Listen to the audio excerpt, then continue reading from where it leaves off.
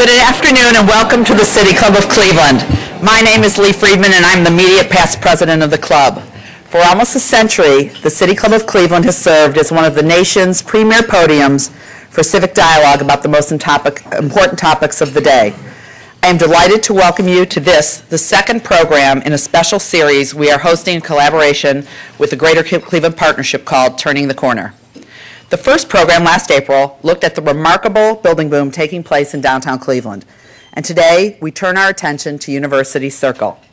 In the approximately 1 square mile that encompasses University Circle, there's an extraordinary concentration of cultural, educational, medical, and social service institutions, many of which are undergoing tremendous expansion. Total investment projected over the next few years is more than $3 billion. Our moderator for today's program will be Yvette Itu, Executive Vice President of Finance and Operations for the Greater Cleveland Partnership, as well as Vice President for Cleveland Development Advisors, an affiliate of GCP that is responsible for the management of real estate investment funds for the partnership. Yvette has had a distinguished career in the field of public finance and public law, serving in top-level positions with several mayors in Cleveland and Lakewood. She is a native of Cleveland with a bachelor's degree in business administration from Cleveland State University and a law degree from the Cleveland Marshall College of Law. I'd like to welcome Yvette to the City Club and to introduce our panel. Thank you, Lee.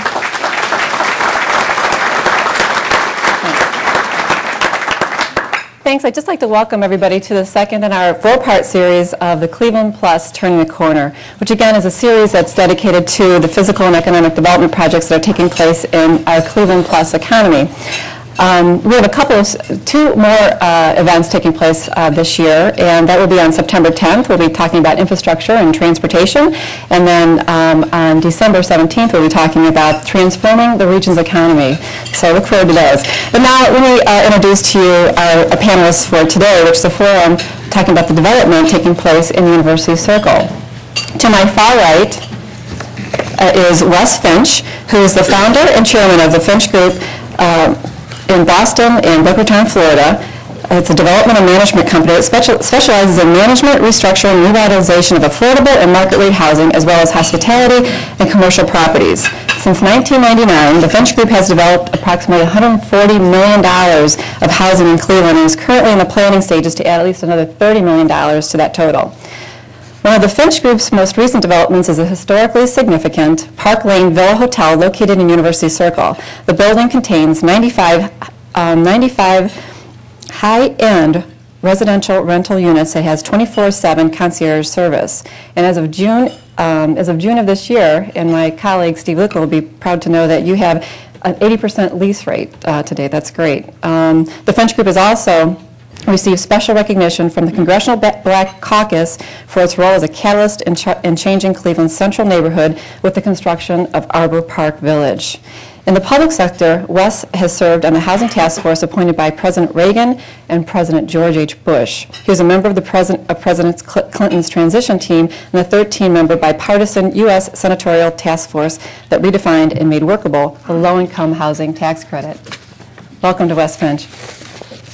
To my right here, I have Ari Maron, who began his career, his young career, in development in June of 2000 when he was named partner for MRN Limited Partnership. Dedicated to the development, I can say dedicated to the development of urban areas, Ari has worked diligently with partner organizations and officials from the City of Cleveland to secure development in several downtown projects. These include the Holiday Inn Express on 6th and Euclid. All of the businesses that you see on East 4th Street and East 4th Street neighborhood, I go through them: Bang and Clatter, Corner Alley, East 4th Street Bar and Grill, the House of Blues, Lestrada, Lola's, Jimmy John's, all of that. And he's also developed the housing on top of 4th Street, which includes the Buckeye buildings, the Euclid Block, the Windsor. Basically, if you walk down 4th Street and you look up, all of that housing has been redevelopment by MRN Development. They're now focusing their attention on the University Circle area. Selected in 2006 by Case Western Reserve University and University Circle, Inc., MRN, along with Zaremba, are currently developing the Uptown Project, the University Arts and Retail District. It's a mixed-use urban development project that will include residential, retail, office space, and cultural components. Upon the completion of Uptown, it's anticipated to be a very central component of University Circle. To my right here, I have Chris Ronayne, who really probably doesn't need any introduction, but I'm going to do so anyway. He's the 7th president of University Circle, Inc., the nonprofit development service and advocacy organization responsible for the growth of the Circle as a world-class center for innovation of healthcare, education, and arts and culture. Since joining UCI in December of 2000, Chris has launched several initiatives, including a campaign to bring back Euclid Avenue, build 1,000 new homes in the district, awesome goal, improve access and connectivity to the area, utilize the Circle as a hub for lifelong learning, and create a place-based marketing campaign for the spectacular 1 square mile. And congratulations, I know, Chris, you just opened today the Visitor Center along Euclid Avenue, which will help to promote yet the Uptown project. To my far left here, we have Randy Stickler, who's the president of Charter One. Randy has invested more than 20 years of his life in the banking industry, and he came to Charter One in 2000 as the Executive Vice President and Director of Commercial Banking. In less than 3 years, Randy more than tripled the size of Charter One's commercial banking business. He was promoted to the bank as president earlier this year. Randy serves on the board of the West Side Ecumenical Ministry, the United Way, the President's Council Associates, and also does work for the Harvest for Hunger and the bank's Champion and Actions program. Randy's sense of community involvement is shared by hundreds of Charter One employees who regularly engage in wide span of volunteer efforts in Greater Cleveland.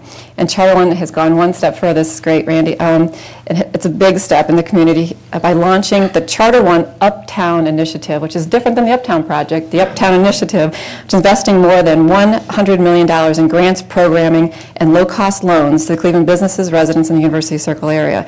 Charter One has specifically targeted University Circle and the 5 surrounding neighborhoods, which are Buckeye, Fairfax, Glenville, Huff, and Little Italy. If you can just all welcome our panelists today, I appreciate it. Thank you.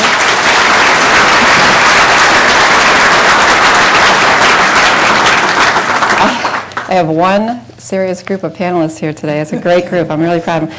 I just want to start by telling a little story. A couple weeks back, we're going through some photo albums and scrapbooks with my kids, and they absolutely love the stories behind some of the photos in the scrapbooks. And I had a story behind one of them. When I was about 3 years old, I had this favorite photo of mine. It was a picture of a princess with a castle in the background, and I just admired, the photo so much.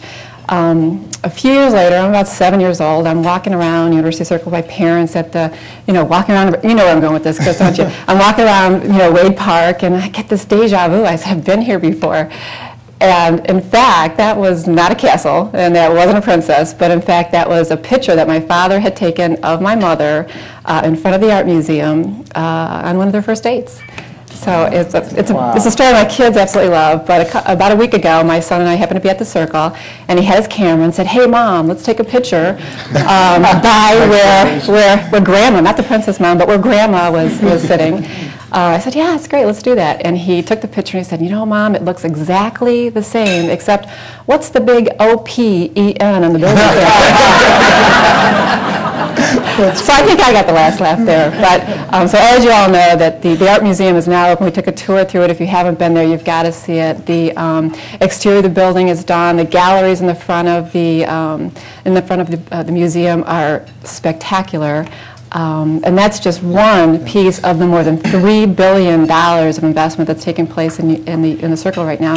So I thought, Chris, I'd throw over to you if you could sort of fill in the blank with the rest of the $3 billion of investment that's going on in the Circle, particularly on the cultural and institutional side. Sure. And maybe you can focus on some of those that we read and see a lot about in the newspaper, maybe some of those that are flying under the radar.